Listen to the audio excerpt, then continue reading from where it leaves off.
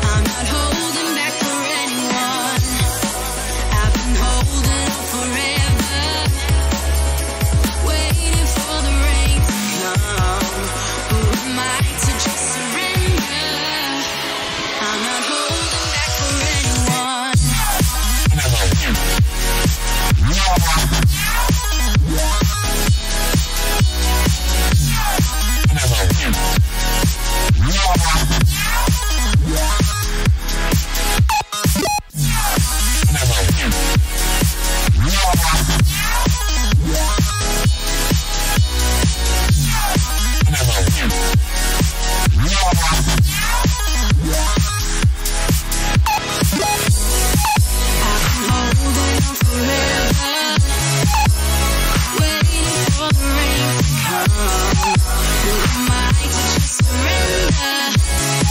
I'm not holding back for anyone. I've been holding on forever, waiting for the rain to come. Who am I to just surrender? I'm not holding back for anyone. Holding up for waiting for the rain. Am I to just surrender? I'm not holding back for anyone.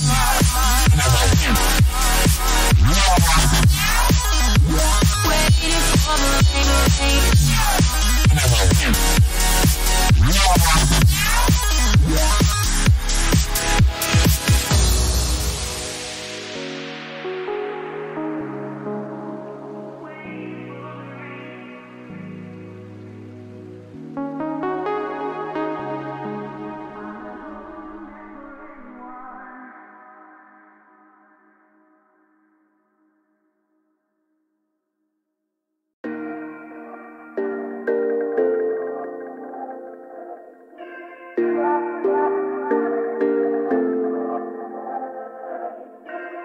We've been sitting at the end of the moon. Should we jump or is it too soon? Jump or is it too soon? Jump or is it too soon? The cosmos look nice, I'm sure they're paradise, but I'll stay here with you. Should we jump or is it too soon? Jump or is it too soon? Look to the stars and do you think they are too far? Look to the stars and do you think they tell us who we are? Should we jump or is it too soon? Should we jump or is it too soon? I've been thinking of my time here, and all the times I lied to myself, under the sun, yeah, under the sun. Thinking of my time here, and all the times I lied to myself, where did the fun go?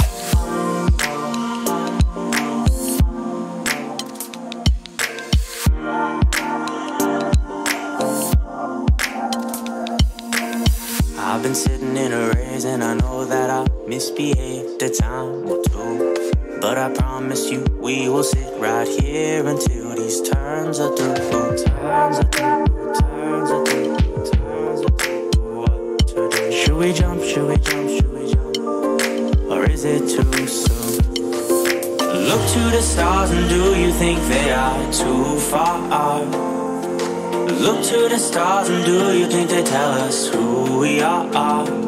Should we jump or is it too soon? Should we jump or is it too soon? I've been thinking of my time here, and all the times I lied to myself, under the sun, yeah, under the sun. Thinking of my time here, and all the times I lied to myself, where did the fun go?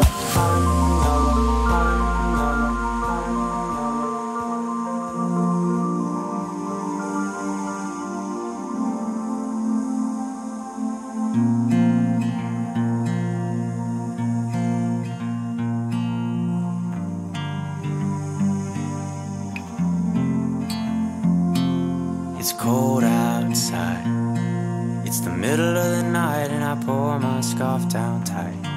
I can feel this snow bite.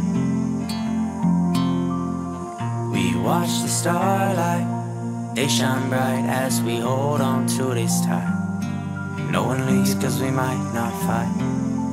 Another night like this, another night like this. We might live, we might love, we might know, but mostly we grow.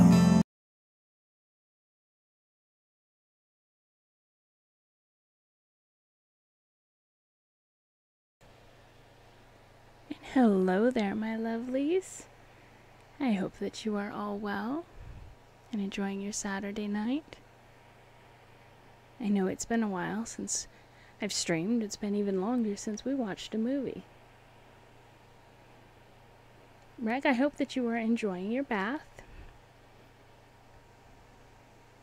I'm not entirely sure if this movie is going to help you relax in your bath, but we are going to get some history.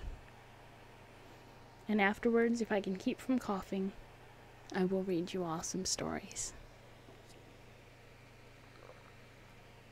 And I will apologize now if you hear me drinking a lot of water because I've just had an annoying cough all day. But I will try my best not to cough into the microphone. I know where the mute button is. So let us begin our movie for tonight. Please don't ban me, Twitch. It's called Sex Madness from 1938, so I think we're pretty safe.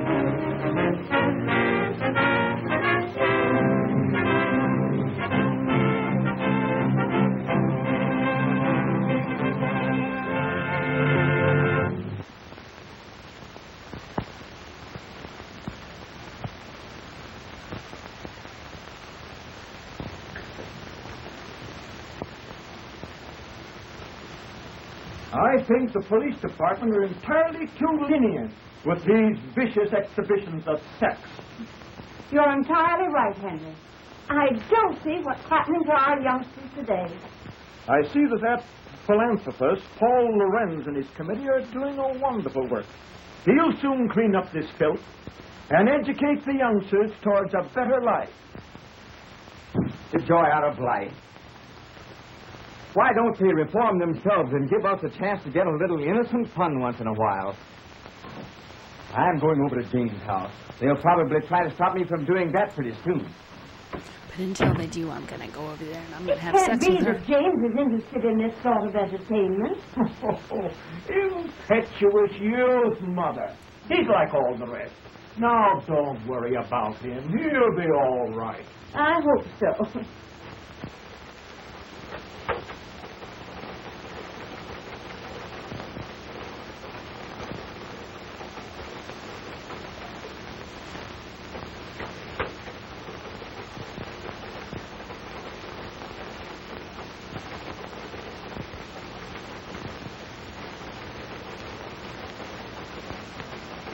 Finish to this, Betty.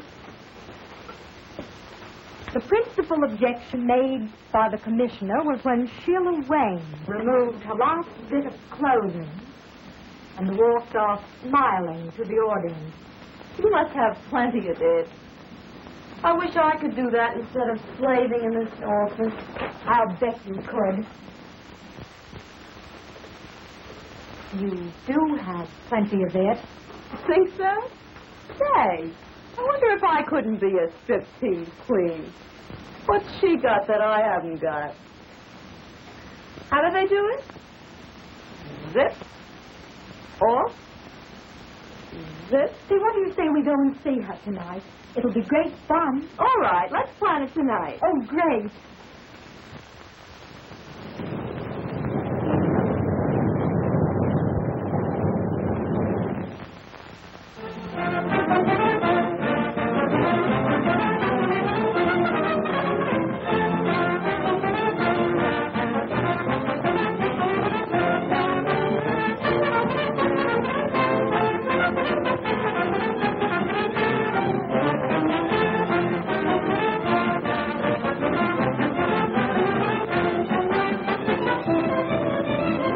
Darling, tonight,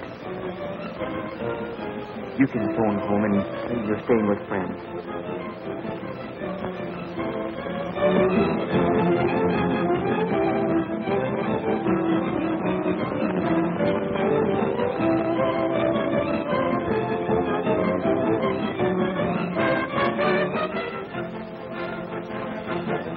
Stay at my place tonight, won't you?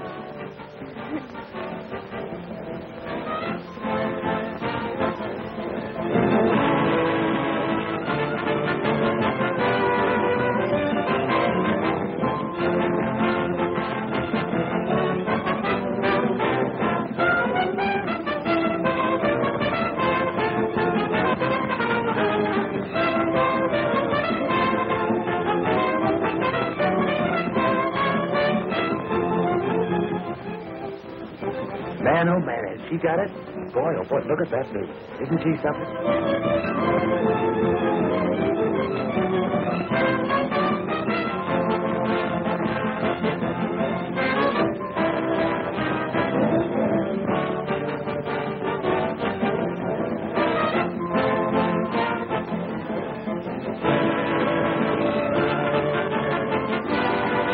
How are you? This is a 1938, almost hour-long film about the dangers of syphilis. Honestly, for the era, I'm kind of surprised at some of the things they're showing. Oh, don't worry, Mother. He's I don't just know if out I'm gonna having a finish little this or innocent not. fun. Oh, kinda let's boring. go to bed. All right.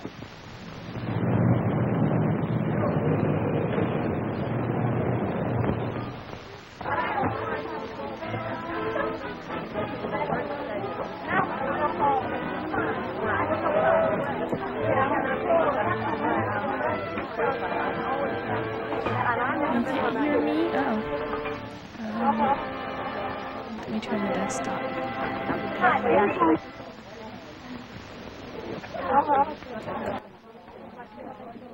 Can you hear me now?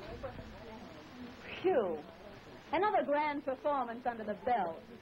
And do I need relaxation? Oh, I'm tired. Me for bed. Bed? Did you say bed? Okay, the movie must have just been too high That's then. not too relaxing. That's for Does it say the action. microphone is as high as I can get it? All I can do Taking is my turn the movie clothes down. off when I come into the theater, putting them on again, taking them off for the customers, putting them on again, taking them off again when I'm ready to go home. I think it's time I gave the old mouth a chance and had a drink. Well, now that you're all through for tonight, I guess you can enjoy yourself. Hey, you said it. You know what? That's exactly what you're going to do. We've got a date with Tom Lorenz. Oh, not me, thanks. I've got some letters today. Don't you know who he is? His father's the biggest reformer in town. Is that funny or is that funny? Oh, well, then now you go right ahead. After all, you know, two is company. But he's got friends with him. Big time, sister, we're going to step out. Oh, not me, Sheila. I'm going home. You know what I have to do. Yeah, I know. You've got to see that doctor in the morning, and you want to look well. Oh, I suppose you'd put it that way. Listen, Millicent, you're only wasting your time. I went to a quack for a long time, and what did he ever do for me? Oh, but I tell you, I've got to get well. You've got your old age to settle down and get well in. These boys will show us a swell time, and they want to meet you. Oh, some other time, please, Sheila. Besides, I'm very tired tonight. Well, sure. I'm tired every night until I get out, and then I want to go to town. Oh, well, and now listen. You go ahead and enjoy yourself. I tell you what to do. You take Alice Carter with you. You know, she's lots of fun. So I'd only spoil your party. Well, I guess that's that. Behold, Alice Carter in person. Did someone mention my name? Well, yes, dearie, but Okie doke, let's go. I'm in on that date. sure, sometime when I got a grudge against myself, I'll take you along. So far, I'm seeing no sex and no madness. I am disappointed.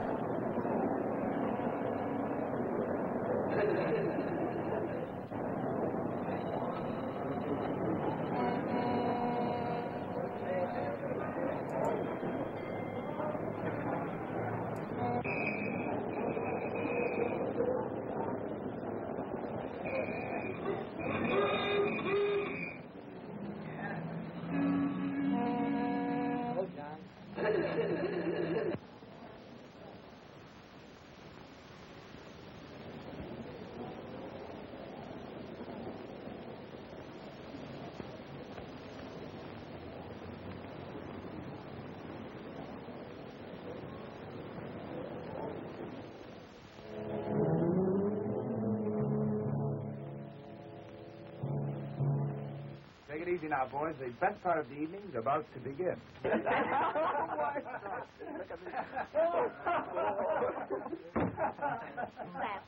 Oh, Tom Loren, you sure can pick 'em. No matter how much Tom's father reforms them, he always finds a new one. You sure can pick 'em, Tom. Easy on that reform stuff now, boys. Here comes Sheila. Hello, Tom. Waiting long? No, where's Sheila? She ran home to put on her evening gown. So what? She says for you to meet her outside of Mrs. Faye's house tonight.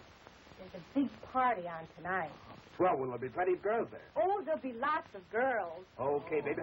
Would you like to come along? Yes, why don't you come along? Come on, let's Come go. on, Laura. Oh, I'm Please. sorry, boys, but I have a previous appointment. Oh, please, Oh, Tom. no. Good night. Have a good time. Okay, sis, and thanks for the message, honey.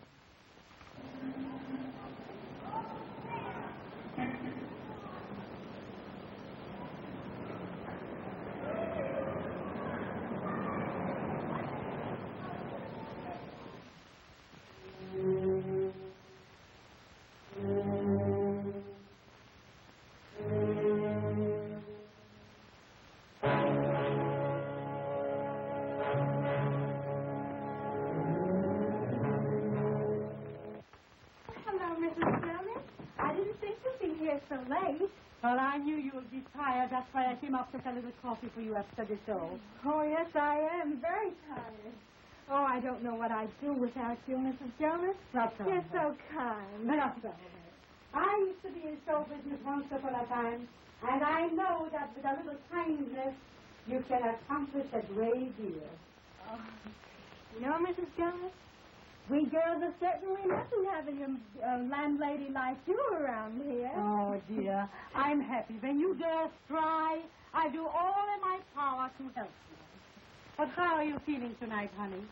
Oh, not so well.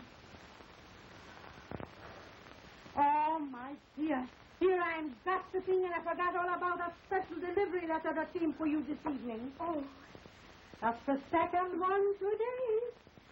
That boyfriend of yours must be very lonesome for you. Oh, thank you, Mrs. Jonas. Oh, I must go to see Elizabeth. Good night. Happy dreams.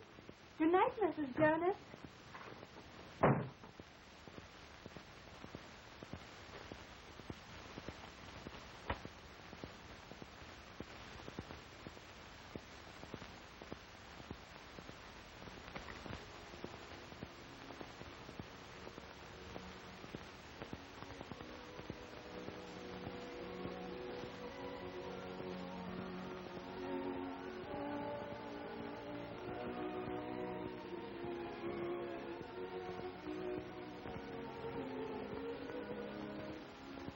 Why did I ever leave you?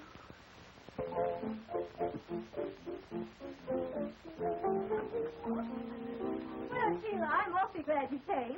I see you brought your boyfriend with you. Well, it's a house party, isn't it? Besides, I wanted you to have enough boys to go around. Boy, this place looks cozy. I'm sure glad I came. Well, we're glad, too. Now the feeling's mutual. Say, girls, take their hats and coats. Of course. Hello. Go right ahead, boys. I want to talk to Sheila alone.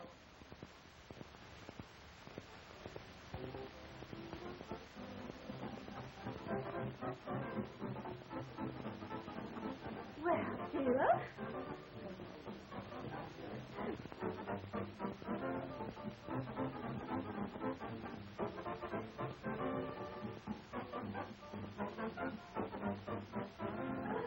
Which one of the boys is your new boyfriend? Don't you know who that fellow is? He's Tom Loren. You know. Son of a pop performer. Oh, yeah? I suppose you brought him here because you phoned him. Oh, it's on the level. I mean it. Yeah, well, I'm glad you didn't bring his father, too. Oh, forget it, darling. You know I can handle things. Oh, yes? Well, hello, Sheila. One drink. Well, say, you don't think she minds our being here? Of course not, darling. We were just talking about clothes. You know how we girls are. Yeah, you know how girls are. They're just all about clothes. And shoes and purses. I hope so. I'm sure of that. And that's how she met the traveling salesman. Come on, honey, let's Yeah, go just have drink a another little more, honey. Just keep drinking. Nothing can go wrong. You know, there's one thing about these house parties. Makes everyone feel so informal. Sure. We all feel like we know each other all the time. Long enough to fall in love with you at first sight.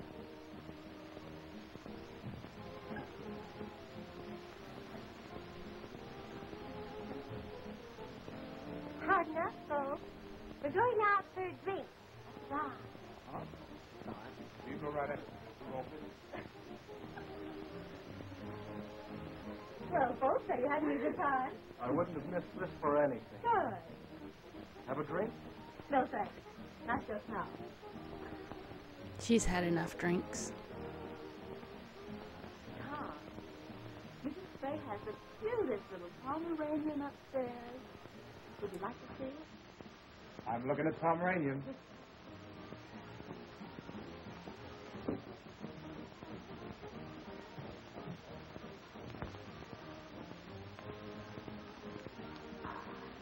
Well, Bessie, why don't you take your boyfriend and show him the house? How about upstairs? Well, it's okay with me. We'll find some cozy little corners. Oh. We hope is right.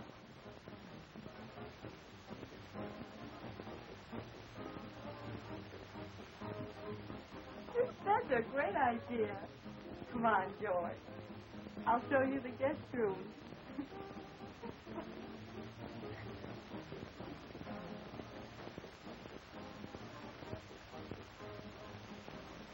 Boy, I'm glad they left. Not very long. I hope they stay a while. That, at its best under the circumstances. Syphilis is a relentless enemy, and only constant and courageous fighting will conquer. Now, this boy at home, do you love him? Oh, yes. Then you must be fair to him. Well, there isn't anything I wouldn't do to prove myself to. We grew up together. It was all so beautiful until this dreadful thing happened. Miss Hamilton, your character doesn't indicate why you should be in this mess. What happened? Tell me everything. Well, I won a beauty contest at home, and I came to New York. I know you'll think me a little selfish, but I can't help feeling a little sorry that you won this contest. Oh, but darling, you know how I feel about it. Why, oh, I'm so happy. I'm so excited. Why, just think, going to New York. Pleased that you're happy. But, well, I'm afraid that if you go, it'll upset our plans. Oh, but, darling, you wouldn't let that happen, would you? Oh, nothing could stop me from marrying you. You see, I love you. And besides, I may come famous, and well, then you could come on and we could get married, and let's live happily ever after. Oh, sweetheart. Oh, it's just the usual sort of a story, I suppose. After the contest was over, I thought of all the wonderful things a girl ever dreams about. Fame and fortune and luxury. Oh, but I found myself walking from office to office. I was broke. But pride would not let me return home. You see, I'd written that I was successful. I could find parties, but no positions. And then one day I met a theatrical manager. You know, a girl like you has to unbend a little. After all, you haven't had much experience. Oh, but I'm willing to do anything. Well, I'm ambitious. Oh, why don't you give me a chance? I'm offering you a chance right now. Here we're arranging a lovely weekend out at Long Island. You'll have a swell time and make some good connections.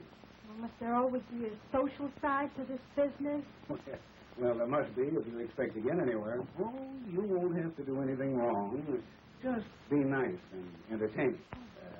Stand up a moment, will you, please? I want to see how you shape up. That's right. Now, walk a little towards the door, will you? Yeah, that's right. Now come back this way.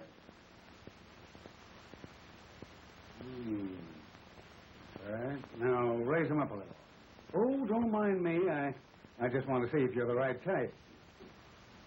Come on. Oh, come on, bring him up. Bring him up a little higher. Up. That's it. Hey, you're going to be okay, honey. You know, I kind of like you myself. All right. Have it your own way. Only cut out the risky stuff, see? Now, here's the address that you go to. Oh, thank you so much. There was nothing else to do. I just had to have a job. Oh, there were lots of people there, and everything seemed very proper until...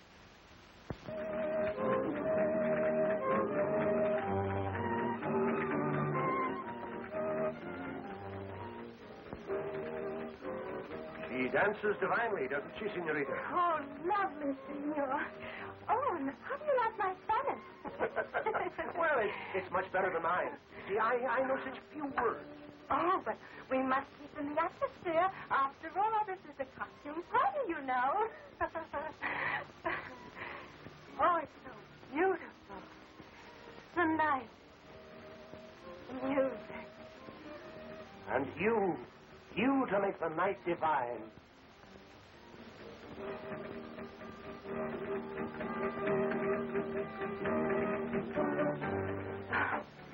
Oh, how I long for all this. A career. To realize it. Luxury. Oh, I've dreamed. Success. To have all this. Oh, you could have all of this and more if only you would make up your mind to... Oh, but I want to make a name myself. Oh, I don't care how hard I'd have to work. It would be worth it. Work was never meant for such beautiful little hands as yours. Ah, senorita, you could have all of this and more. You could have wealth, luxury, beautiful clothes, servants. Oh, but I couldn't. You don't mean... Why don't you let me put your name at the top of the show world? You could have all of this if only you'd let me. Oh, I'd be so grateful.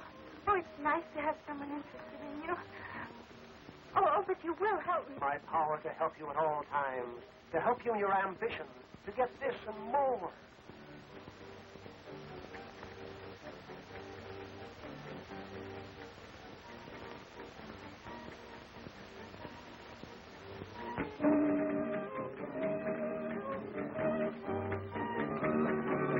Let us seal our friendship with wine, sparkling, bright, gorgeous champagne.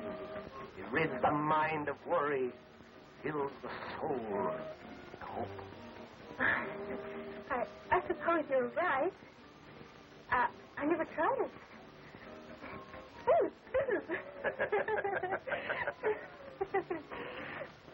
To us.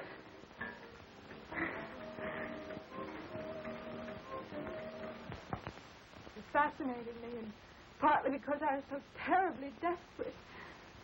That night there was a wild party. I drank some champagne and it went to my head. And then it happened. I gave myself to him. And how long did you stay with this man? Several days, I'm not sure. Oh, it all seemed sort of a terrible dream. And then he left me. I was all alone. Finally, the horrible truth dawned upon me. I was afraid and clean.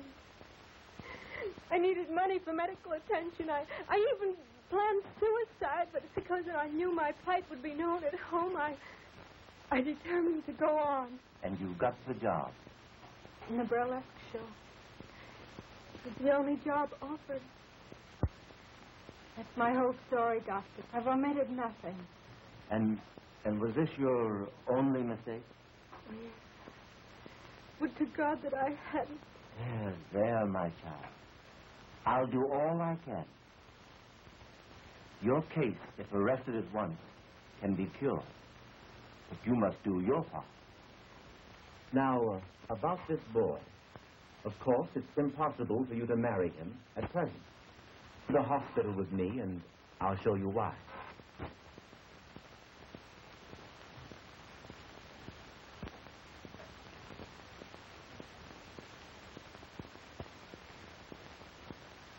I'm sorry to keep you waiting, but regulations require hospital clothes. Come with me.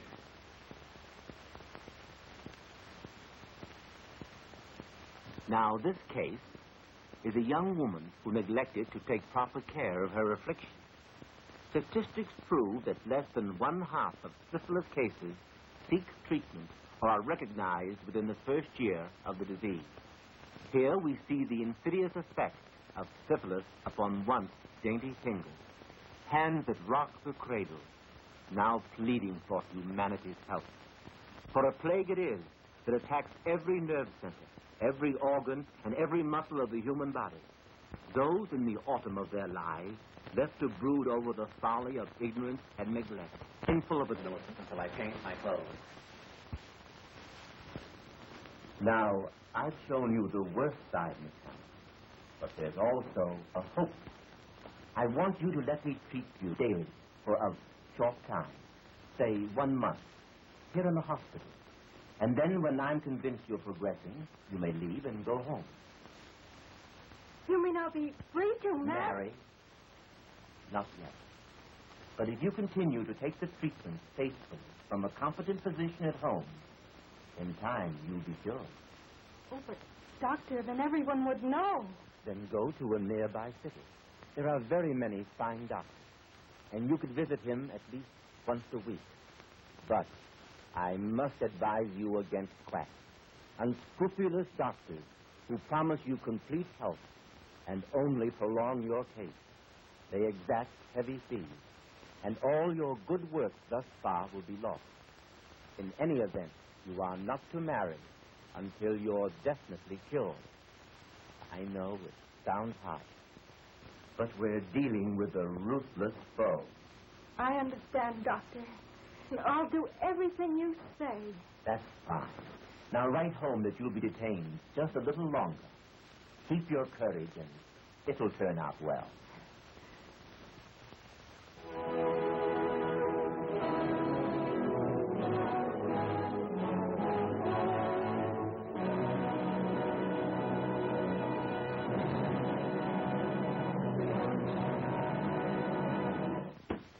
Dr. Hampton, I don't believe people should be ignorant of sex. On the contrary, I believe that the horrible facts concerning the ravages of social diseases will frighten rather than encourage promiscuous relations. Then, on the other hand, if we teach them the beauty of a healthful, normal marriage, the spiritual satisfaction of rearing children, we shall have accomplished our aim. And our younger men and women will soon find themselves fit for the glorious state of God-given matrimony. I believe you are right, Mr. Lorenz. The prudish eluding of the facts of life are fast undermining our national health. The latest official statistics prove that 1 out of every 10 are afflicted with a social disease. Unless this is checked through education and drastic treatment, humanity is bound to return to the dark ages of despair.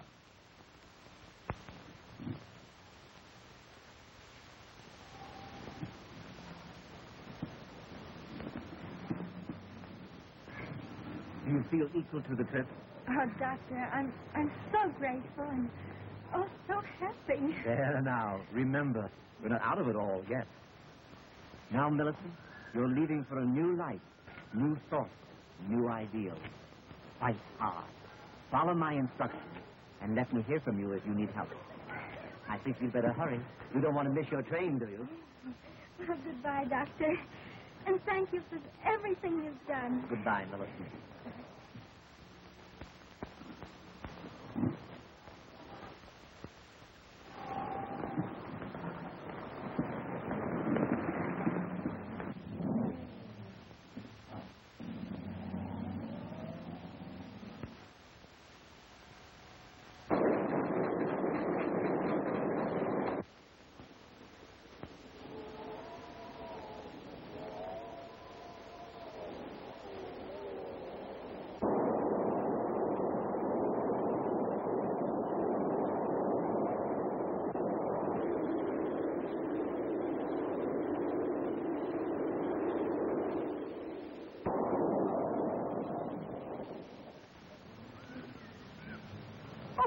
she is, Pa.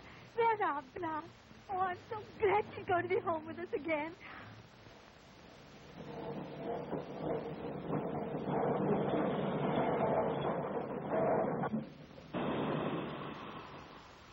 Gosh, doesn't she look pretty, Ma? Oh, Bet my she's glad to be home.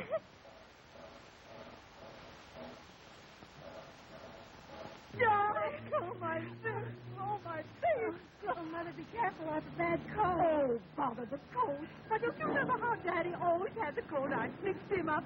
Why, we'll set you around in no time. Oh, Well, Millie, haven't you got a hug for your daddy?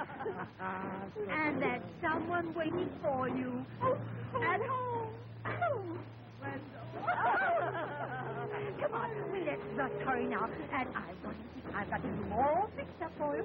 And see what I've got. Look here. A chocolate cake one, the kind that you just love. Now, Daddy, get this put on things, will you, dear? And you want to get started? Come on, darling.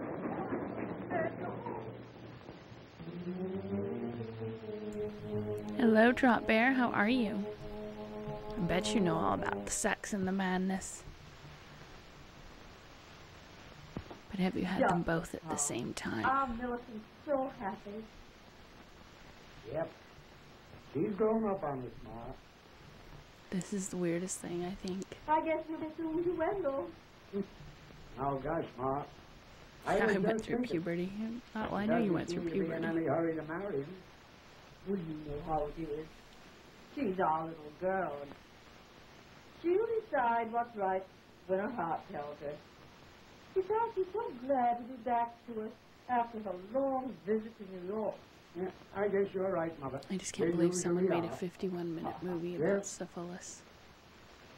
It's like the world's longest PSA.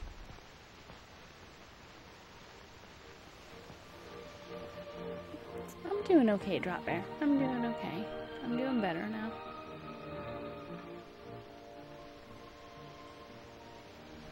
Because I don't know if you heard, I fell down, went boom about 4 weeks ago. But I am healing. I can almost walk like a normal person again. How are you? I don't have the sex madness, I can tell you that much.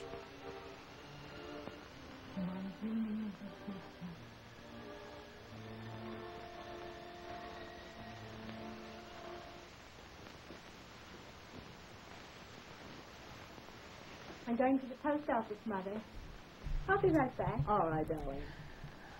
What happened about 4 weeks ago, I was on my lunch and I was walking and I tripped and fell and screwed up my right leg, no, my left leg. But he said it's almost back to normal now. The swelling's gone down. My knee is almost in place. I can almost walk like a normal person.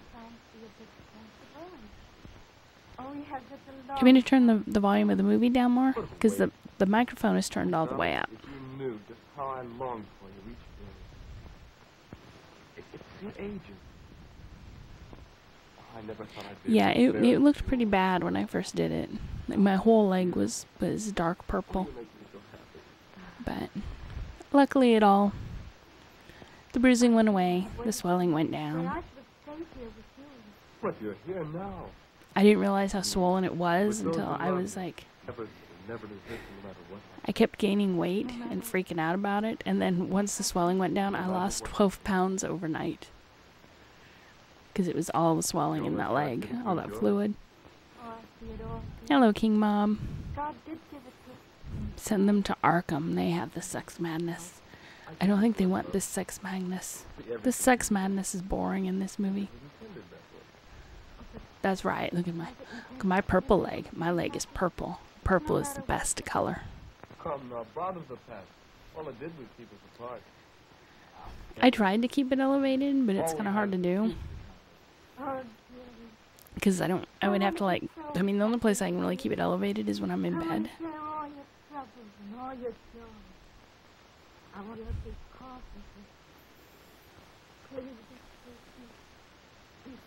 Yeah, this is scandalous for the 30s.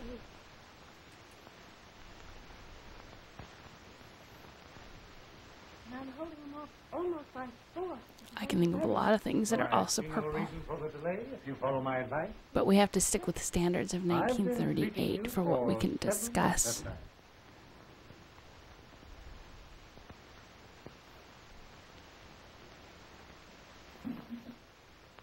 And your chart here indicates steady improvement.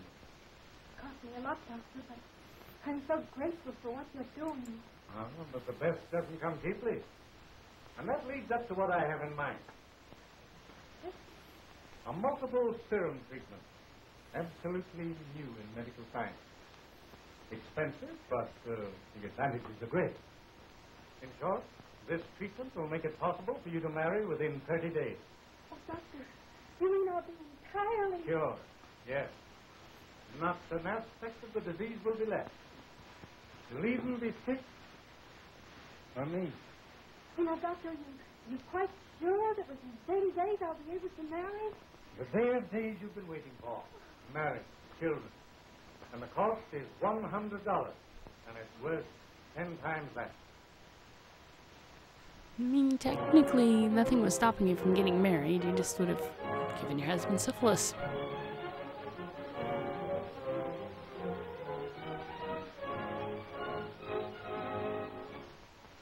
Now pronounce you man and wife. Also, I think the tree-humping donkey in The Patchwork Girl of Oz was more scandalous than anything in this movie.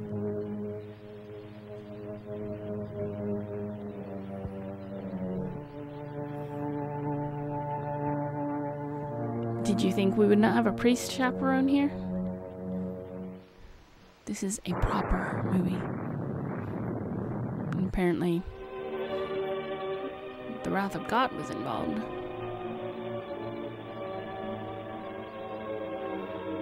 Now we have the priest doctor.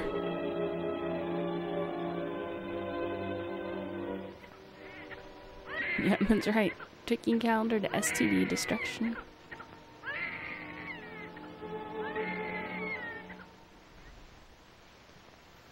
See where they're getting after those quacks.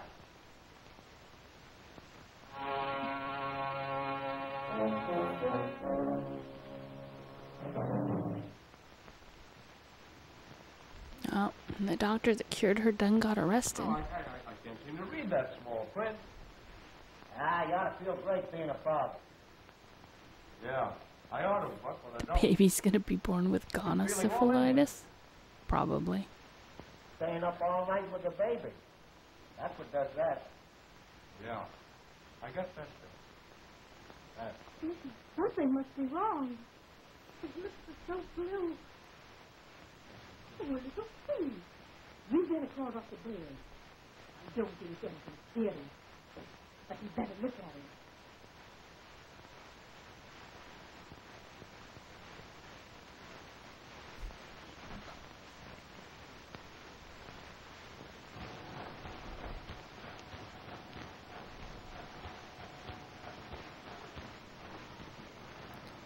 I'm not sure what the story is on this part of it.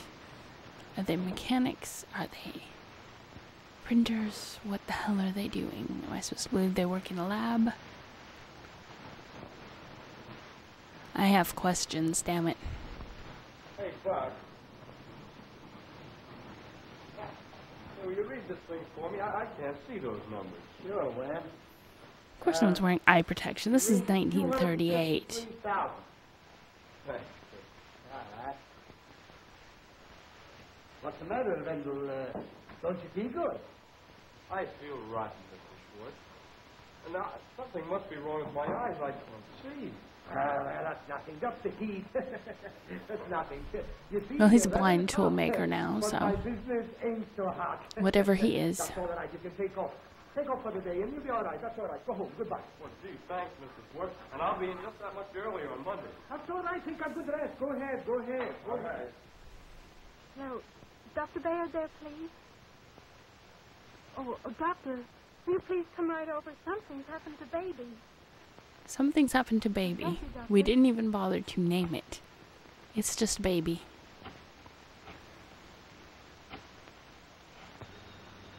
Damn OSHA. OSHA destroyed workplace manliness.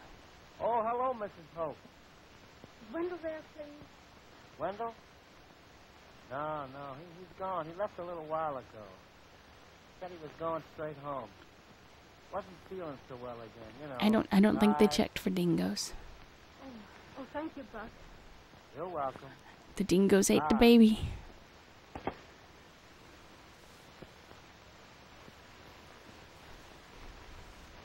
Folks, you have a very sick child. My advice is to get a specialist. Oh, what is it, Dr. Baird? Tell me. He has a toxic condition. His pulse is high, he's feverish. Frankly, Mrs. Hamilton, he's desperately ill. Oh, Doctor, this can't mean... My advice is a pediatrician. This baby needs one. And I want both of you to come to my office at 2 this afternoon. I mean, at least they suggested a pediatrician and not, like, just kill it. You're the third doctor I've been to already. I'm getting pretty discouraged. Well, it takes time, my boy. Besides, you haven't been to the right one. Now, your case is my specialty. Yes, that's what the last doctor told me. It's cost me an awful lot already. Well, you're just paying I wasn't aware that there was a booming business of doctors falsely claiming to cure syphilis in 1938. Well, I'll manage it somehow. Here's $75 on account. That's right. He advised sending the baby to a baby doctor. That's the plot twist. Now, tomorrow morning...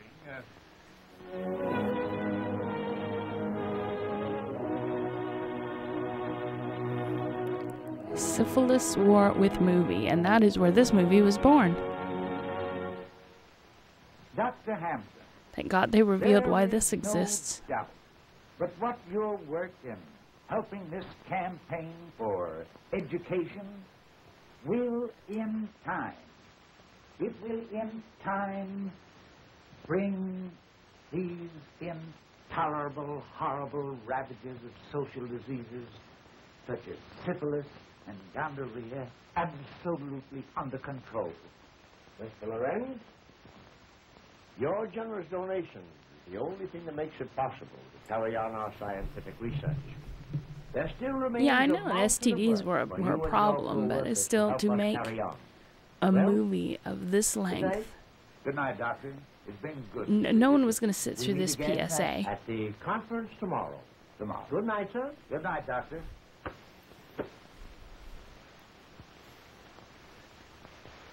I mean, granted, it's not as horrifying as some of the UK's PSAs.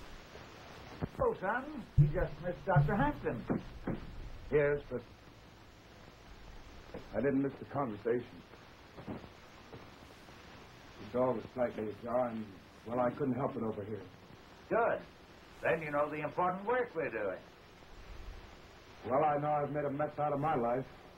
Why, what do you mean? You sat through the PSA or you died of tedium. I thought you said at first that you would type you died of radium, and I was like, awful truth about social disease. Years ago, well... I don't think they were that bad. You watch this PSA or we will give you radiation poisoning. I don't understand. No one understands. Father, I hate to tell you this, but I've become a victim. I've contracted syphilis. You have no son of mine. What? Yes, it's the truth, Father. And I'm pretty Hey, Rick, how was your bath? I don't know. I had to see you, to talk to you. I've got to get some advice about this. How did this happen?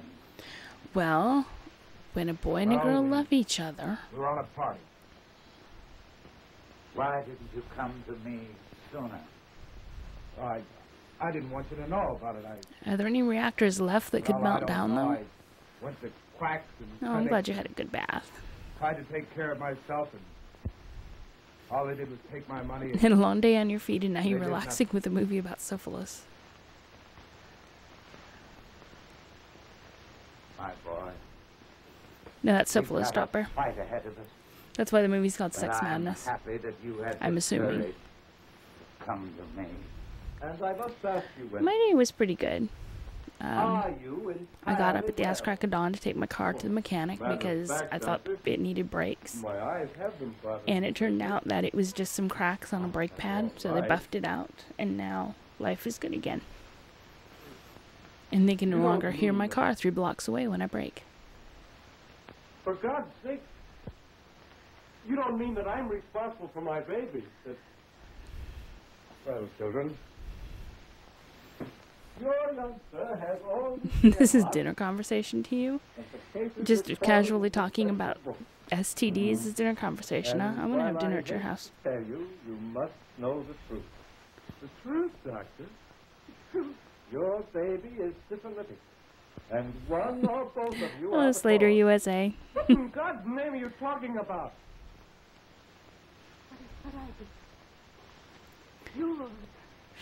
I can't believe he lied to me.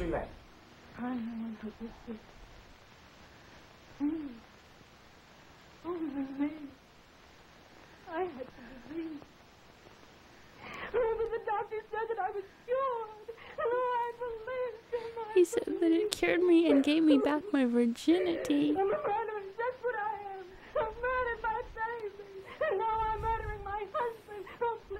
Aww. Dr. Harris of New York Neurological I would not mind having dinner with you.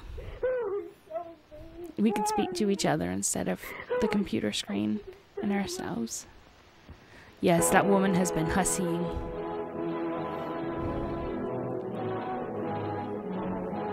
She won a beauty contest, and then she met with an agent, and he had her pull her skirt up to her knees. And that's when she should have known what was going on. The dangers of syphilis. And that led to syphilis. And with scientific treatment, these horrors can be brought. You had the brake pedal replaced with another gas pedal? Hey. Countless innocent victims saved. We must continue this important work of education and forget our prudish attitude towards sex. Enlighten your children. Teach them the facts of life. Teach them not to have sex. And trust them to avoid the dangerous pitfalls of these ravaging social diseases. I want to give you a concrete example of what I mean. Tom Lorenz, the son of our crusader in our great work. He stuck his dick in the syphilis. Ladies and gentlemen.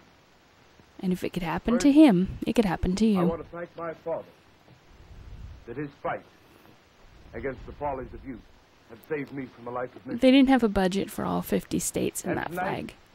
I want to relate Actually, it would have been, what, 40? I know 48, possibly 47 states. They could only afford so many. And we went to a burlesque show. Oh, we thought we were regular cut-ups, all right. From the show, we went to a house party with drinks and girls and, well, all that goes with it. That was the start of months of misery, with patent medicines, quack doctors, and sleepless nights. Until finally, I came to my father for help. He had a competent physician. Exactly. And those soon my health and spirits are the returned. states that survived the war on syphilis. Unashamed, spread the gospel for the benefit of the countless boys and girls who, like myself, indulged in supposedly innocent fun. I only see 9 stripes, so I'm assuming that they just cut off the top of the flag in the shot.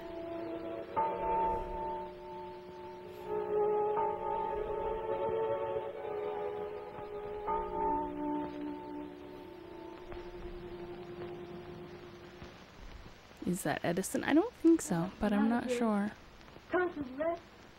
I'm worried about you. You lack tact. Oh well. No tact is required at dinner conversations. Dinner conversations are for eating in between shoveling food in your mouth. How many stars and stripes should there be? Today there should be 13 stripes and there should be 50 stars. At least until California secedes. And then you all find out just how much you're willing to pay for your damn lettuce.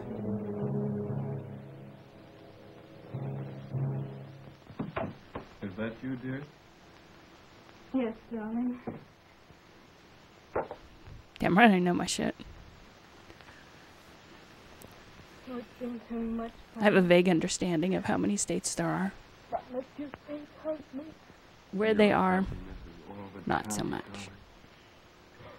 But all the pain, all the tragedy I've caused you. And the reasons for those numbers? More than ever, I think of you as my wife. My darling, I need you so now. 13 stripes is for the 13 original colonies. And there's a star for each state. And yes, there is another lettuce recall, but it's only for lettuce that came from Salinas. Because apparently Salinas is the magical land of cow shit getting in water and getting sucked up into lettuce. Yeah.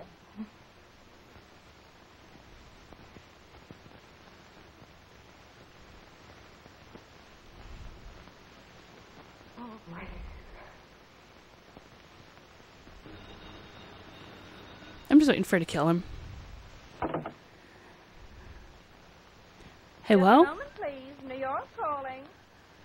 Here's your party. Hello? Millie? I couldn't keep the news to myself any longer. Guess what? I met him, I love him tonight, he proposed. Oh, but you...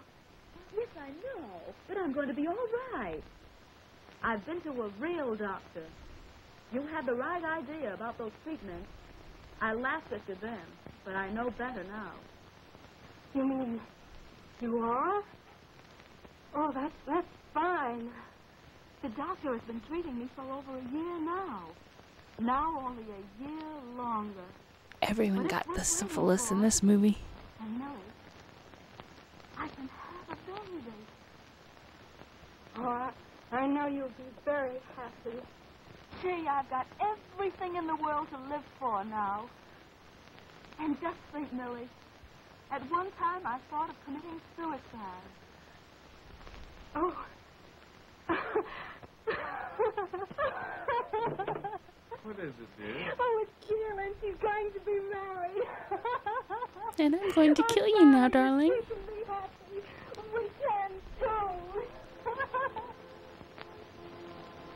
And that is where it ends. It reminds you of Reefer Madness. I don't know if I have seen the whole thing. The suicide is hilarious. What are you talking about? Yeah, I'm assuming that they were already crazy from the syphilis. They ran out of budget for the H. Yes. They ran out of the budget for the H, and they also ran out of the budget to finish the movie. I'm not sure what happened there.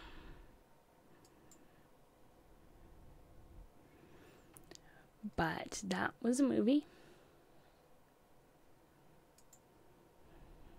Fini. It is fini.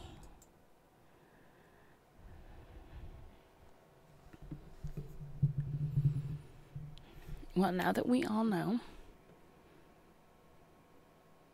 not to get the syphilis, I am going to get some more water.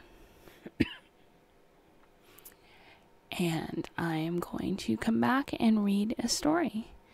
Because I picked out a nice Lovecraft story. Or I can start reading the glorious fanfic that is My Immortal, because I also have that. So you will have to let me know which one you would like to hear. Lovecraft or My Immortal. I will be right back, my darlings. Take me like 60 seconds. What's the fanfic of? My Immortal is the longest, worst Harry Potter fanfic ever.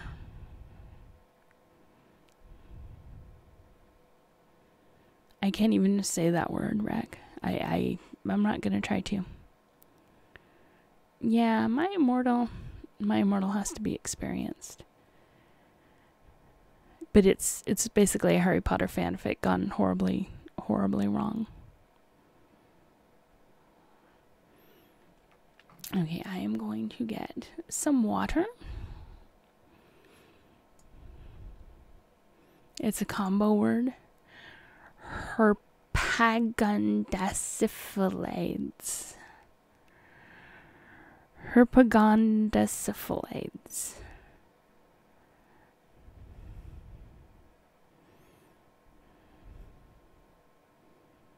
Merry syphilis and happy gonorrhea. That's right.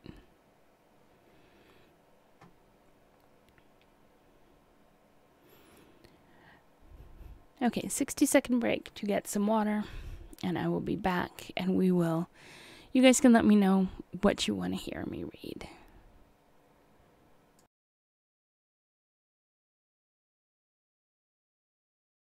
Another night like this, another night like this. We might live, we might love, we don't know. But mostly we grow, mostly we grow. We might live, we might love, we don't know. But mostly we grow, mostly we grow.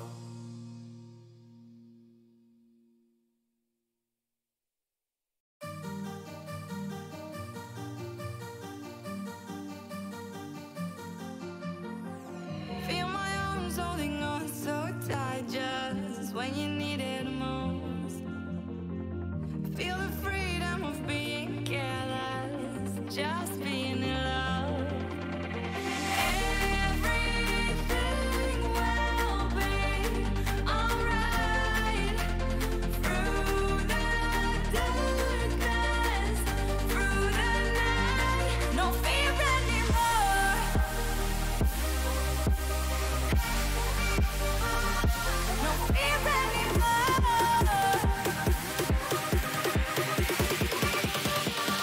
No fear anymore.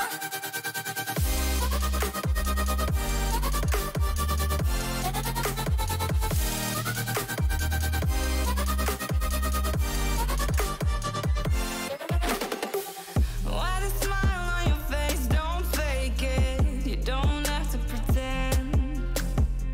Why the fear in your eyes will make it? Just take a chance.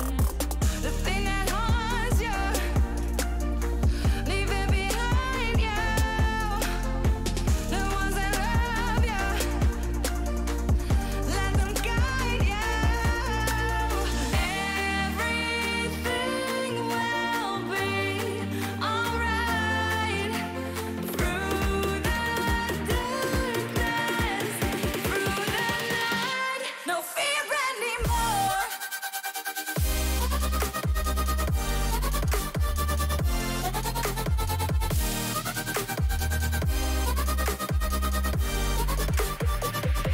No fear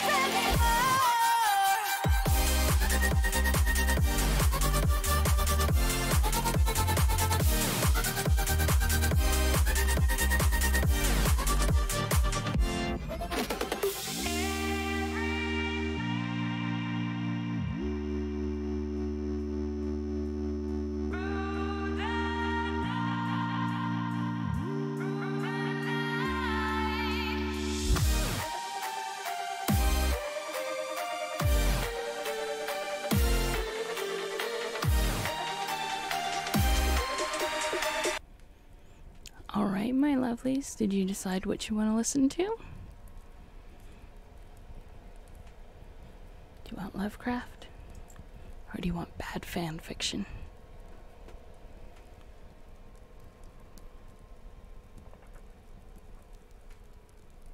Because I am up for either. And though I will definitely not make it through all of my Immortal tonight.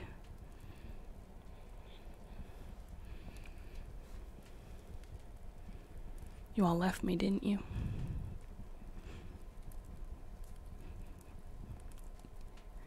You all left me to start your own war on syphilis.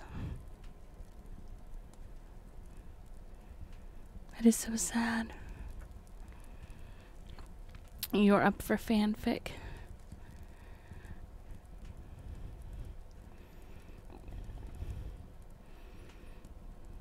It is fanfic about a sparkly vamp.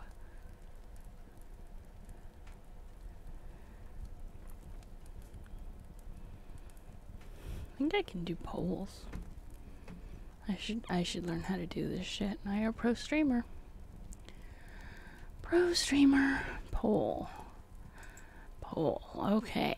Voting on Lovecraft or my immortal.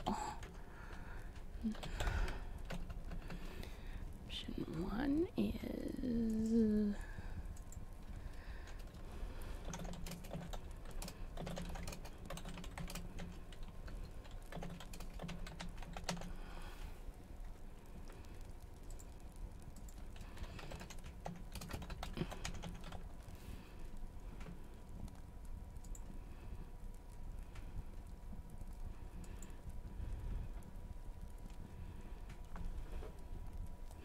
Alright, you guys, vote. Everything is a better love story than Twilight. But Twilight is a better love story than 50 Shades of Grey.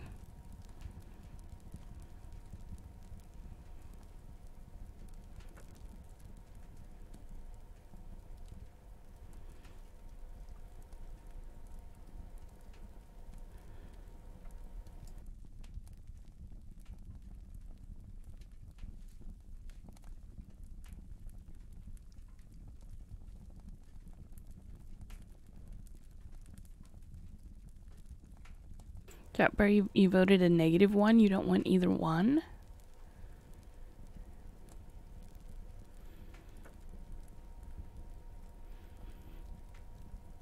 You would be hard-pressed to find anything that was not better than 50 Shades.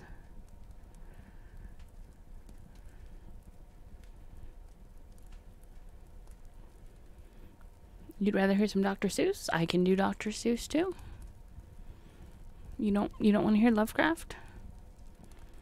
Because Lovecraft is an option. But I could read you some Dr. Seuss.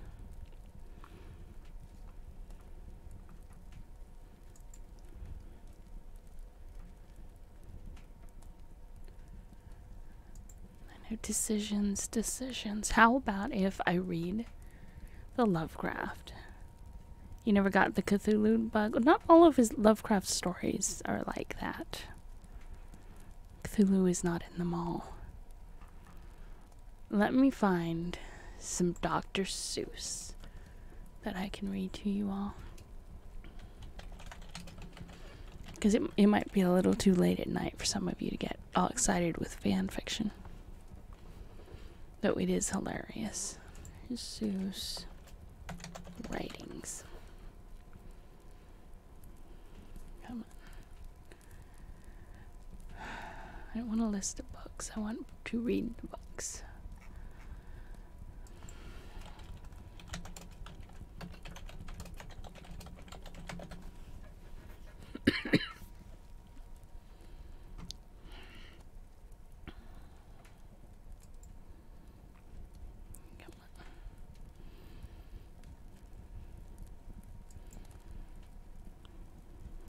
God damn it. I don't want to buy the book.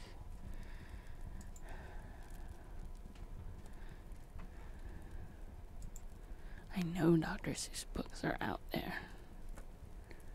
Here we go. Let's talk about van friction. Okay, let's talk about van friction. Because I tell you what, it surprised me that they said that the brakes on my van were almost brand new. They were like new, and the rear brakes have been on there for over a year. And the front brakes have been on there for about 6 months. So yeah, there's some van friction. Okay.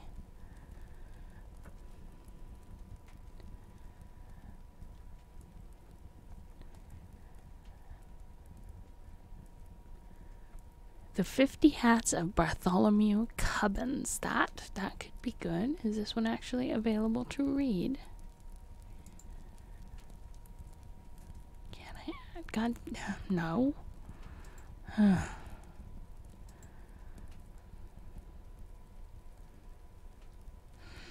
They lied. They lied to me. I can't find any Dr. Seuss.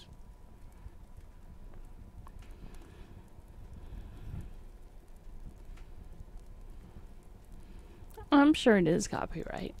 I want Dr. Seuss. I mean, I do. Do I have my Grumpy Cat book here? I could read you from the Grumpy Cat book if I could find it. But I think the Grumpy Cat book was put somewhere special to protect it for always. I miss Grumpy Cat. I miss Grumpy Cat. It's not fair that she died so young.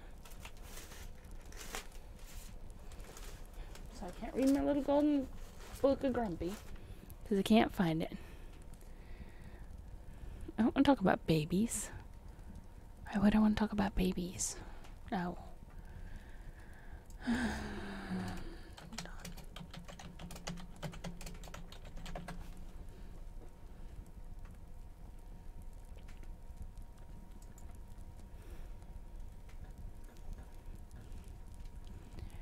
Okay, I found a page that has the places you'll go, and it is aqua text on a salmon pink background. Dear God, people. Think. Let's see if I can print it to grayscale as a PDF.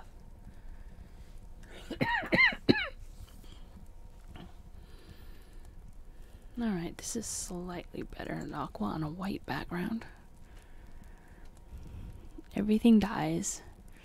That is true. Everything dies.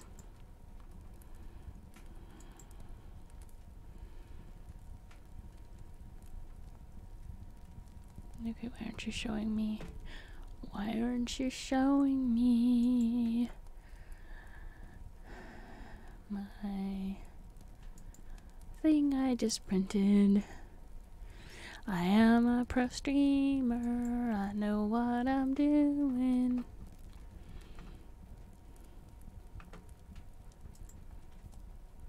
Just enjoy the campfire. Someday I'm just gonna stream just the campfire. Hours of that. Hours of just the campfire.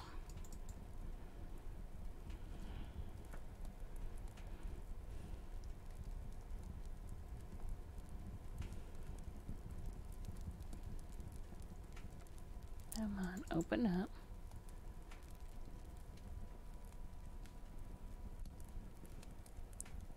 You can do it, computer. I know you can.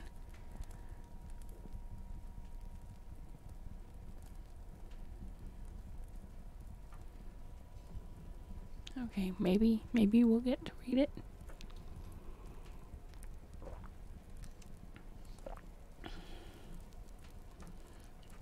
Alright, The Places You'll Go by Dr. Seuss. I like this one. Congratulations. Today is your day. You're off to great places. You're off and away. You have brains in your head. You have feet in your shoes. You can steer yourself any direction you choose. You're on your own, and you know what you know. And you are the guy who'll decide where to go. You'll look up and down streets, look 'em over with care. About some you will say, I don't choose to go there. With your head full of brains and your shoes full of feet, you're too smart to go down any not-so-good street. And you may not find any you'll want to go down. In that case, of course, you'll head straight out of town. It's opener there, in the wide open air. Out there things can happen, and frequently do, to people as brainy and footsy as you. And then things start to happen. Don't worry. Don't stew. Just go right along. You'll start happening too. Oh, the places you'll go. You'll be on your way up. You'll be seeing great sights. You'll join the high flyers who soar to high heights. You won't lag behind because you'll have the speed. You'll pass the whole gang and you'll soon take the lead. Wherever you fly, you'll be best of the best. Wherever you go, you will top all the rest. Except when you don't. Because sometimes you won't.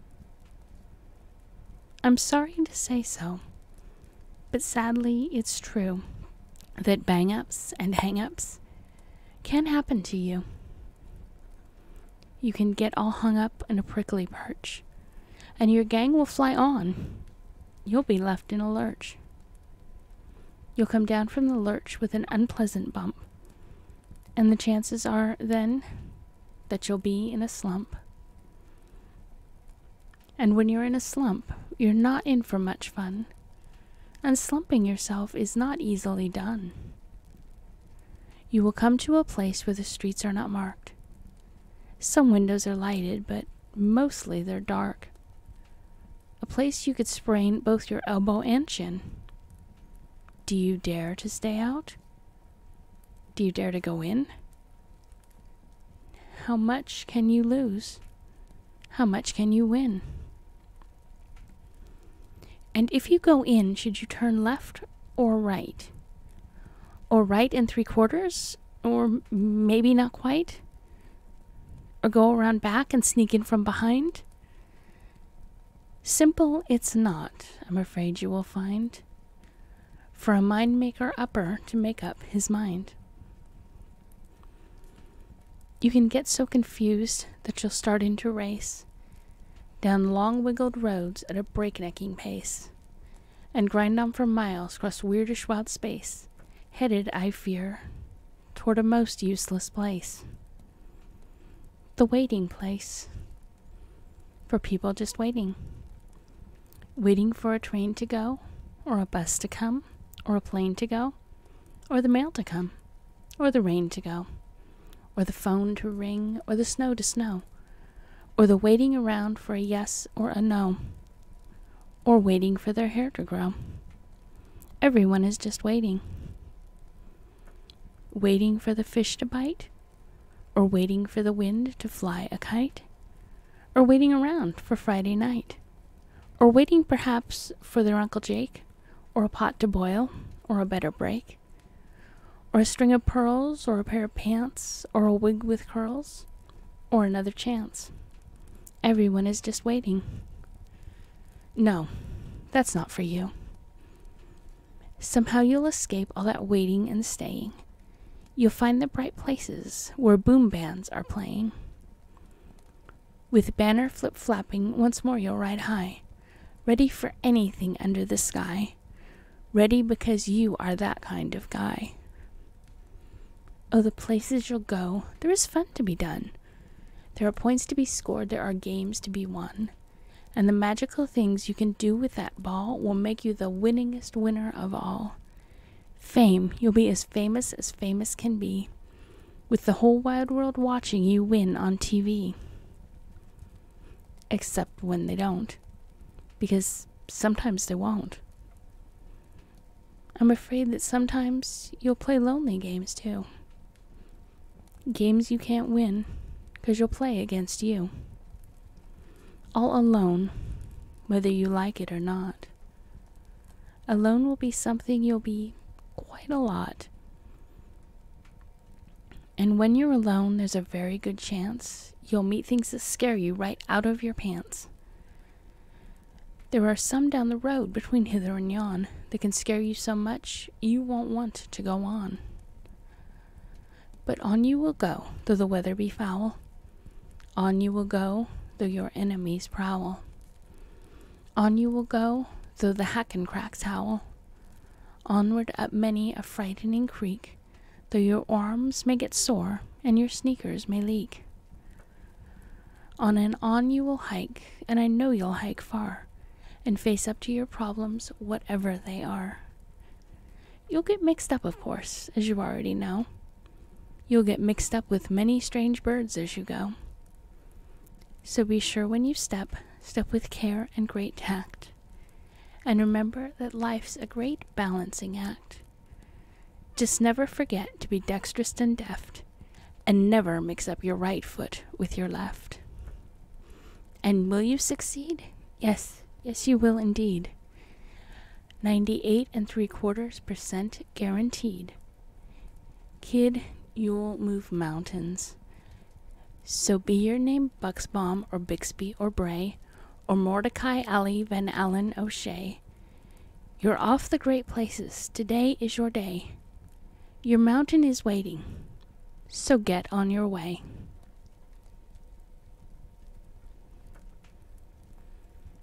That has been tonight's inspirational reading of Dr. Seuss. I'm sure that's what you all came here for. But I do like that story. So there was your Dr. Seuss.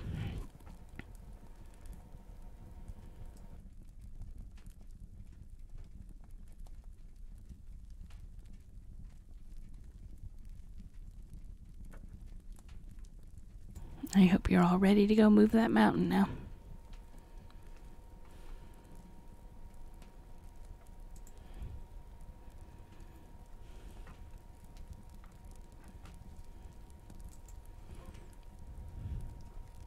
Did I put you all to sleep?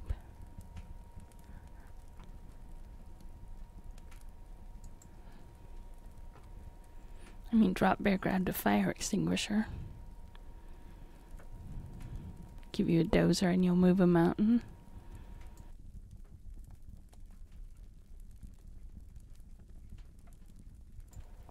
That would be cheating. We do not cheat here. We are not cheaters.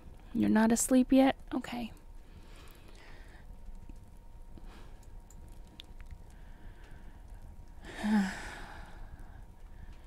I will read you a short story from Lovecraft then.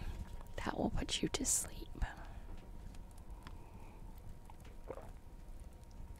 And I promise you, Drop Bear, Cthulhu does not make an appearance that I'm aware of.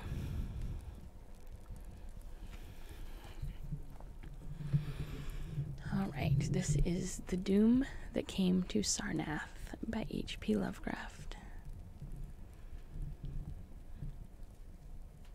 There is in the land of Nar a vast still lake that is fed by no stream, and out of which no stream flows. 10,000 years ago there stood by its shore the mighty city of Sarnath, but Sarnath stands there no more. Ooh, we're already rhyming. Or maybe it's just I'm off that whole Dr. Seuss thing, and now I'm going to rhyme everything, and for that I am very much apologize.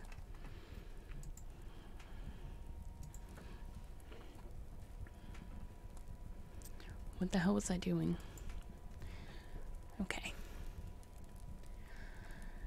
It is told that in the immemorial years when the world was young, before ever the men of Sarnath came to the land of Nar, another city stood beside the lake.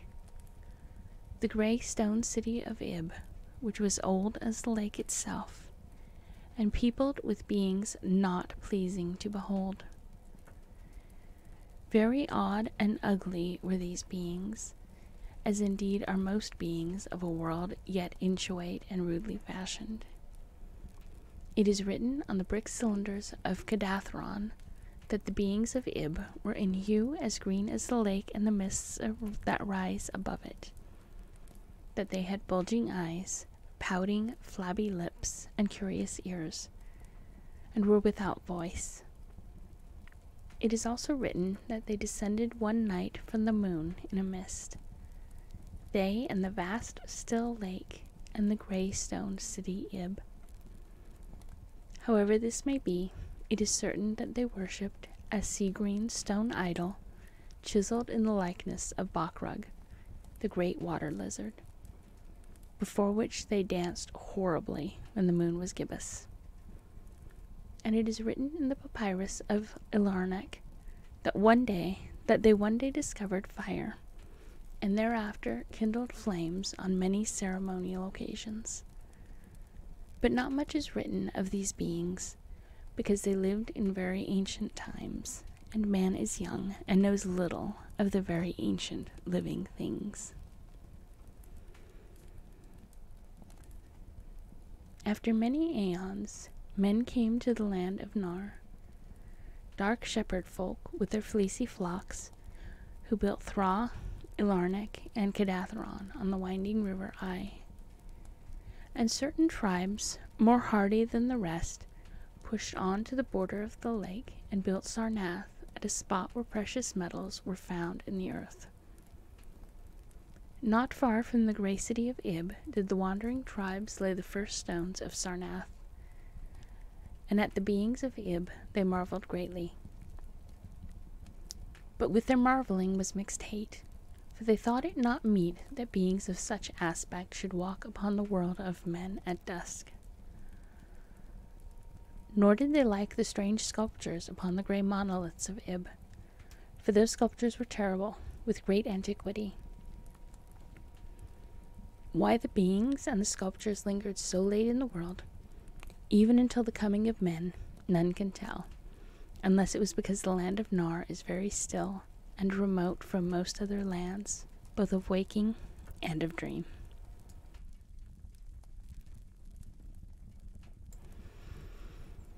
As the men of Sarnath beheld more of the beings of Ib, their hate grew, and it was not less because they found the beings weak, and soft as jelly to the touch of stones and spears and arrows. So one day the young warriors, the slingers and the spearmen and the bowmen, marched against Ib and slew all the inhabitants thereof, pushing the queer bodies into the lake with long spears, because they did not wish to touch them.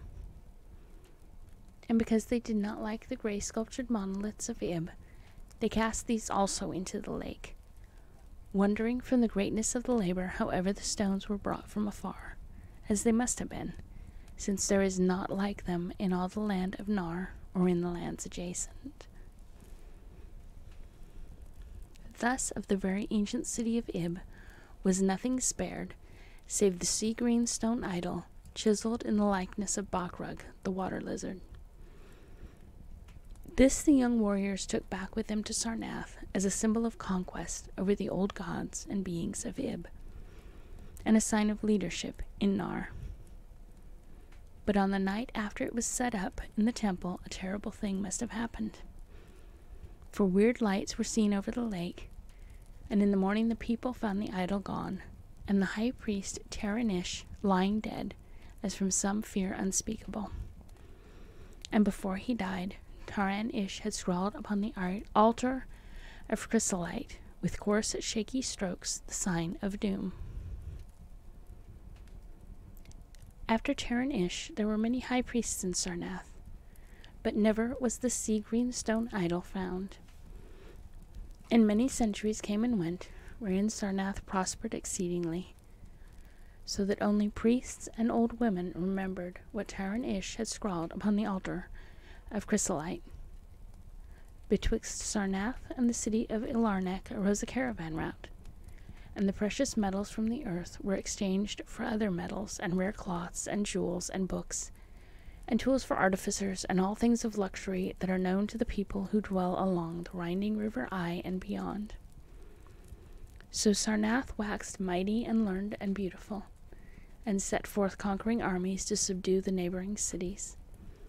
And in time there sat upon a throne in Sarnath the kings of all the land of Nar and of many lands adjacent.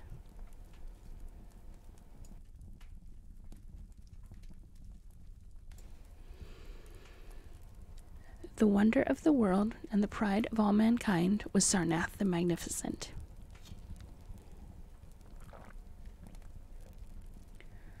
Of polished, desert-quarried marble were its walls, in height 300 cubits, and in breadth 75, so that chariots might pass each other as men drave them along the top. For full 500 stadia did they run, being open only on the side towards the lake, where a green stone seawall kept back the waves that rose oddly once a year at the festival of the destroying of Ib. In Sarnath were 50 streets from the lake to the gates of the caravans, and 50 more intersecting them, with onyx where they paved, save those whereon the horses and camels and elephants trod, which were paved with granite. And the gates of Sarnath were as many as the landward ends of the streets, each of bronze, and flanked by the figures of lions and elephants carven from some stone no longer known among men.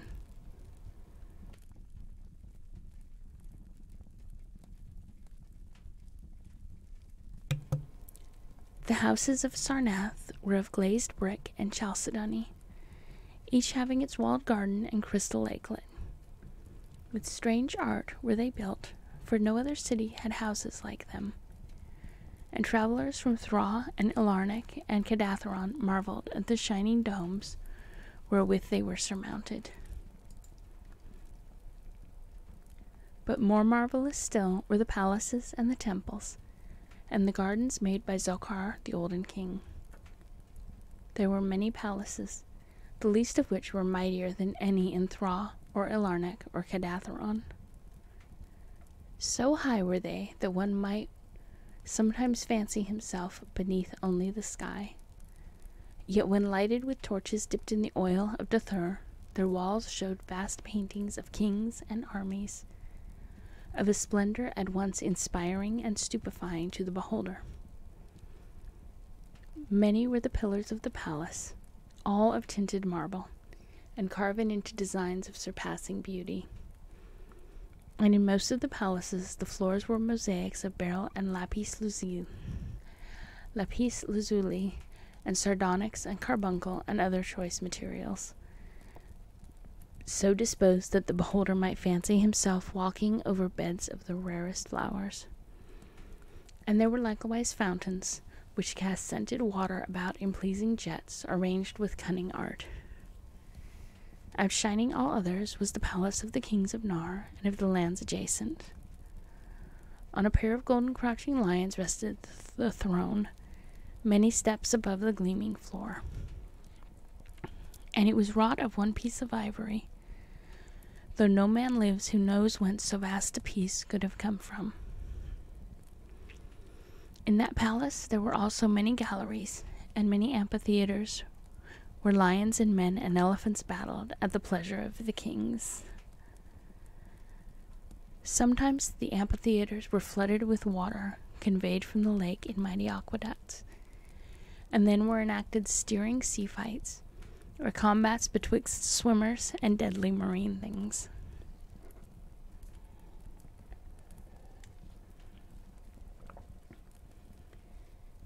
Lofty and amazing were the 17 tower-like temples of Sarnath, fashioned of a bright, multicolored stone not known elsewhere. A full 1,000 cubits high stood the greatest among them, wherein the high priest dwelt with a magnificence scarce less than that of the kings.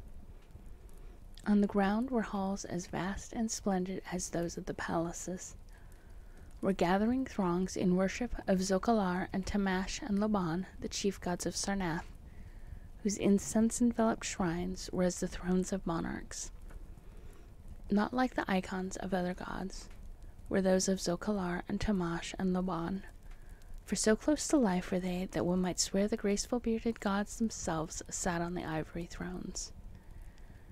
And up unending steps of shining zircon was the tower chamber, wherefrom the high priest looked out over the city and the plains and the lake by day, and at the cryptic moon and significant stars and planets, and their reflections in the lake by night. Here was done the very secret and ancient rite and detestation of Bakrug, the water lizard. And here rested the altar of chrysolite, which bore the doom scrawl of Terran Ish.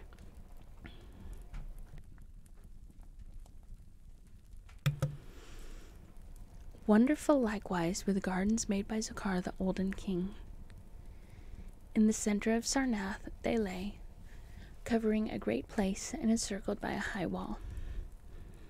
And they were surmounted by a mighty dome of glass, through which shone the sun and moon and stars and planets when it was clear, and from which were hung fulgent images of the sun and moon and stars and planets when it was not clear. In summer the gardens were cooled with fresh odorous breezes skillfully wafted by fans, and in winter they were heated with concealed fires, so that in those gardens it was always spring. There ran little streams over bright pebbles, dividing meads of green and gardens of many hues, and spanned by a multitude of bridges. Many were the waterfalls in their courses, and many were the lilied lakelets into which they expanded. Over the streams and lakelets rode white swans, whilst the music of rare birds chimed in with the melody of the waters. In ordered terraces rose the green banks, adorned here and there with bowers of vines and sweet blossoms, and seats and benches of marble and porphyry. And there were many small shrines and temples where one might rest or pray to small gods.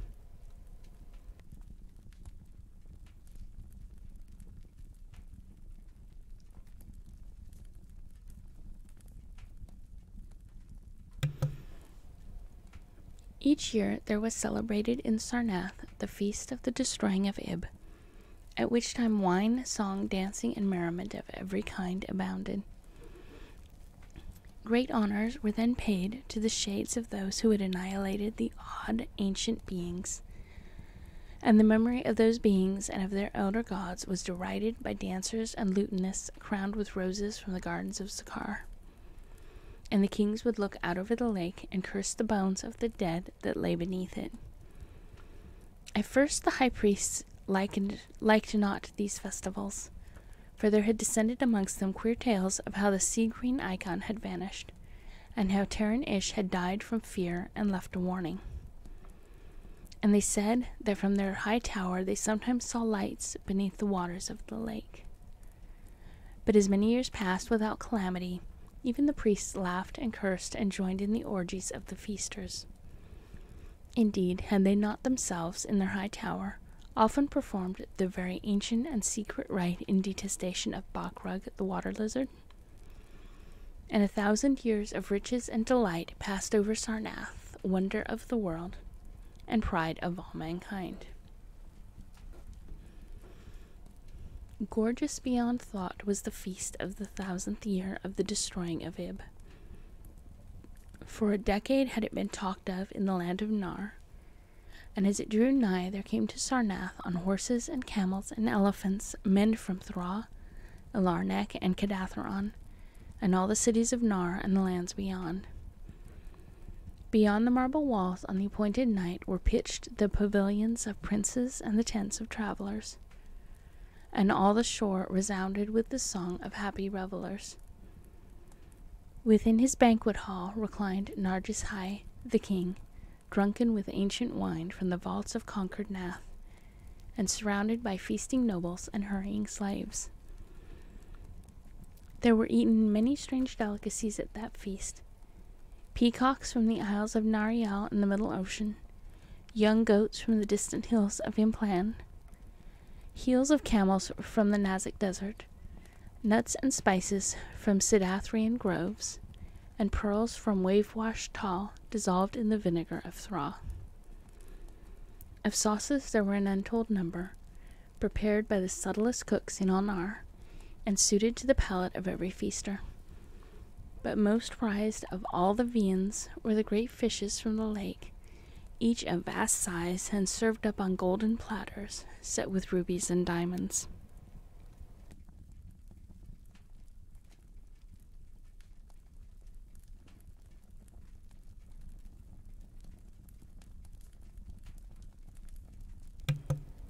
Whilst the king and his nobles feasted within the palace, and viewed the crowning dish as it awaited them on golden platters, others feasted elsewhere. In the tower of the great temple the priests held revels, and in pavilions without the walls the princes of neighboring lands made merry.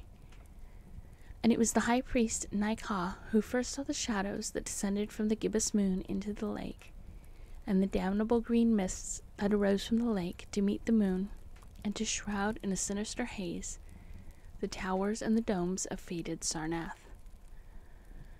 Thereafter those in the towers and without the walls beheld strange lights on the water, and saw that the grey rock Acurion, which was wont to rear high above it near the stone, was almost submerged. And fear grew vaguely, yet swiftly, so that the princes of Ilarnak and of Far Rakal took down and folded their tents and pavilions and departed for the river Ai, though they scarcely knew the reason for their departing.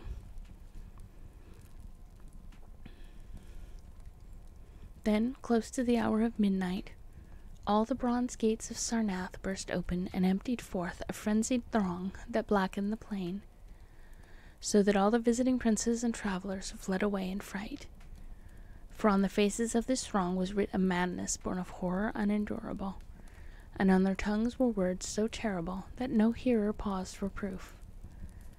Men whose eyes were wild with fear shrieked aloud of the sight within the king's banquet hall, where through the windows was seen no longer the form of Narcas High and his nobles and slaves, but a horde of indescribable green voiceless things with bulging eyes, pouting flabby lips, and curious ears. Things which danced horribly, bearing in their paws golden platters set with rubies and diamonds, containing uncouth flames. And the princes and travelers, as they fled from the doomed city of Sarnath on horses and camels and elephants, looked again upon the mist-begetting lake and saw the grey rock Acurion was quite submerged.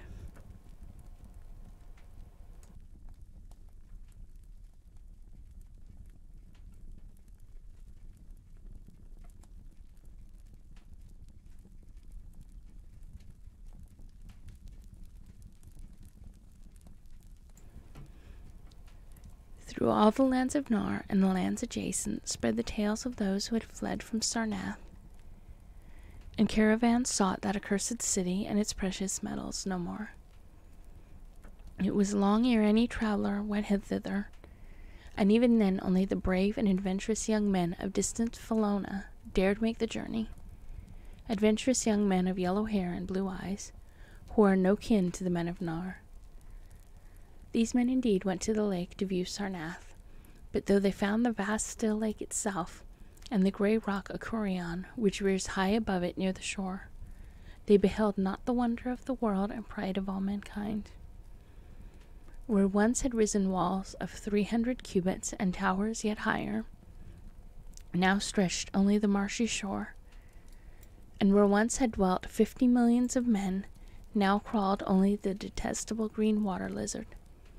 Not even the mines of precious metal remained, for doom had come to Sarnath.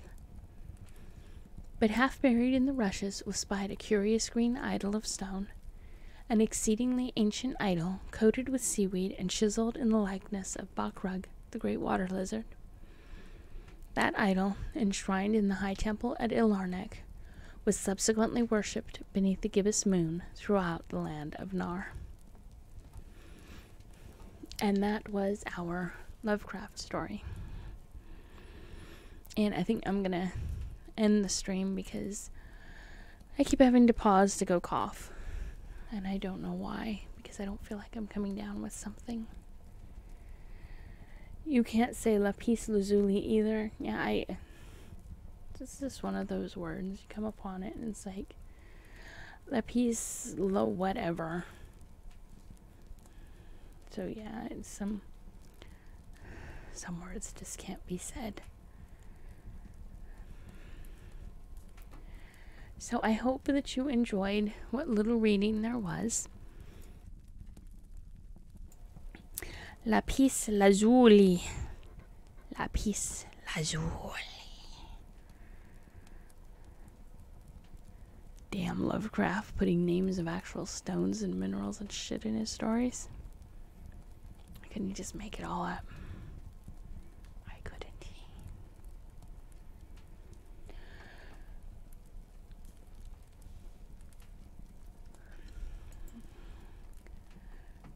So, let me see who is online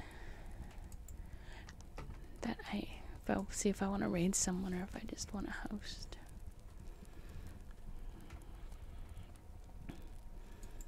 We'll probably just host because yeah, it doesn't look like anyone is online, so I think I'm just gonna end the stream. Well, I can. Is my pigeon channel not on? Yes, the pigeons are on. You can go visit the pigeons. You are most welcome for story time. I'm sorry that there couldn't be more story time. Have a good night, everyone. And I will see you all. Again, I have a lot planned for Thanksgiving week, which for you non-Americans is next Thursday. And I'm not going to stream Thanksgiving Day. But I am gonna stream probably Thanksgiving night and Friday and all that good stuff. I have a lot planned. I will not catch the syphilis, I promise. I will only practice the safe sexes. The safest of sexes. So, good night, everybody. Thanks for hanging out. Next week we will watch the best of the horrible movies that we have seen on this channel. And there will be much reading. And you will all go to sleep. Have a good night, everybody. And take care. And we will see you all later.